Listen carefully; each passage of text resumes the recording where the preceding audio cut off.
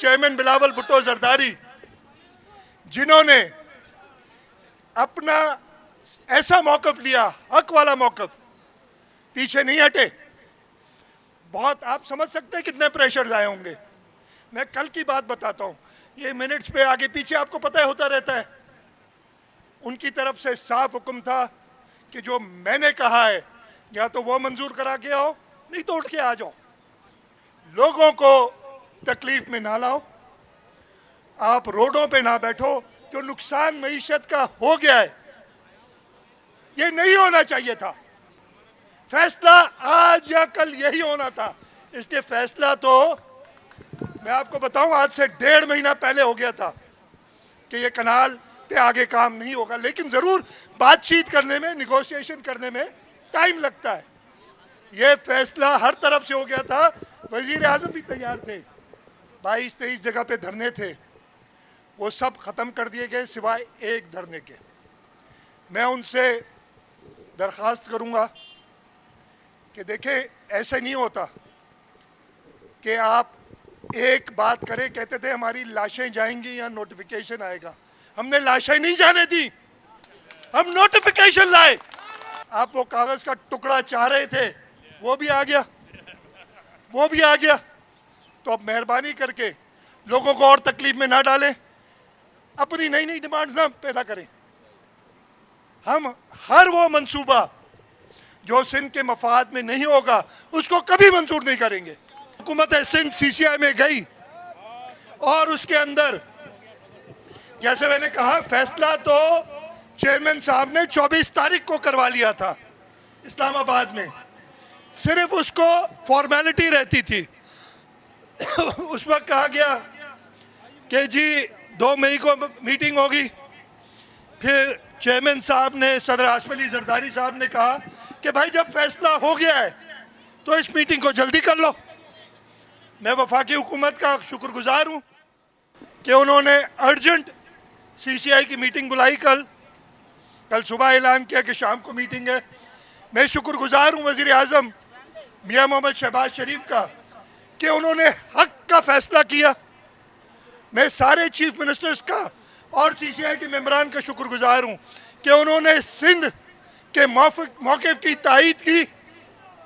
और कल सीसीआई ने, आपने देखा होगा, मीटिंग हुई, वही बात जो चेयरमैन बिलावल भुट्टो जरदारी साहब ने 24 तारीख को वजीर आजम से मनवाई थी, यानी जब तक बाहमी रजामंदी नहीं हो जाती कोई नया कनाल नहीं बनेगा। और वफाकी हुकूमत जब तक सूबों के दरमियान हम आंगी ना हो, किसी कनाल के बारे में कोई काम नहीं करेंगे। असल मसला है कि जो इरसा का सर्टिफिकेट, जो कि गलत आदाद व शुमार पे मबनी है, उसको कैंसिल कराना है, उसको वापस कराना है। असल मसला यह था। और जो उन्होंने 7 फरवरी को एक्निक ने जनरल इलेक्शन से एक दिन पहले इन कनालों का मंसूबा मंजूर किया था, लेकिन उन्होंने कहा था सीसीआई की अप्रूवल के बाद। और उसके बाद जो पहली सीसीआई की मीटिंग हुई उसमें इन दोनों जो उनके डिसीजंस थे इरसा के और एक्निक के, उसको मुस्तरद करके वापस भेजा। और उसके साथ क्या लिखा है, अगर आप देखेंगे, उसके साथ लिखा है कि अब सीसीआई डायरेक्ट करती है, यानी हुक्म देती है प्लानिंग डिवीजन को और इरसा को कि जब तक आप सारे सूबों को ऑन बोर्ड नहीं लेते, सबकी म्यूचुअल अंडरस्टैंडिंग नहीं होती, आप ऐसे मसले दोबारा नहीं उठाएंगे। ये कामयाबी सिंध के लोगों की है। नहीं पकड़ सकता मैं ये बताना चाहता हूं कि पाकिस्तान के लोग, हमारे सिंध के लोग, अपने सुप्रीम कमांडर सदर पाकिस्तान आसिफ अली जरदारी, वफाकी हुकूमत और सारी सूबाई हुकूमत और ये अवाम मिलके हिंदुस्तान के सारे अज़ाइम को नाकाम बनाएंगे और हम अपने मुल्क का दिफा करना भी जानते हैं। और जो भी मैली आंख उठाएगा, हम सब मुत्तहिद होके उसका ऐसा मुंहतोड़ जवाब देंगे कि उसको छठी का दूध याद आ जाएगा। पूरे सिंध के लोगों को मुबारकबाद देता हूं कि उन्होंने एक ऐसा मंसूबा, जिसको चेयरमैन बिलावल भुट्टो जरदारी साहब के हुक्म में,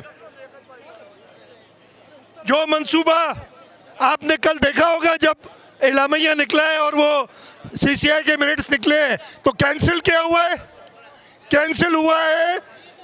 इस दौरान कुछ लोग जो अपनी शरारत चाहते थे, जो चाहते थे कि सूबे आपस में लड़ें, जो चाहते थे कि गलत कागजात दिखा के लोगों को गुमराह करें। मैं एक बार फिर आपको बता दूं कि ये कोई नहर बन नहीं रही थी, अभी कागजों में थी, लेकिन उन कागजों को रद्दी की टोकरी में फेंक दिया गया है।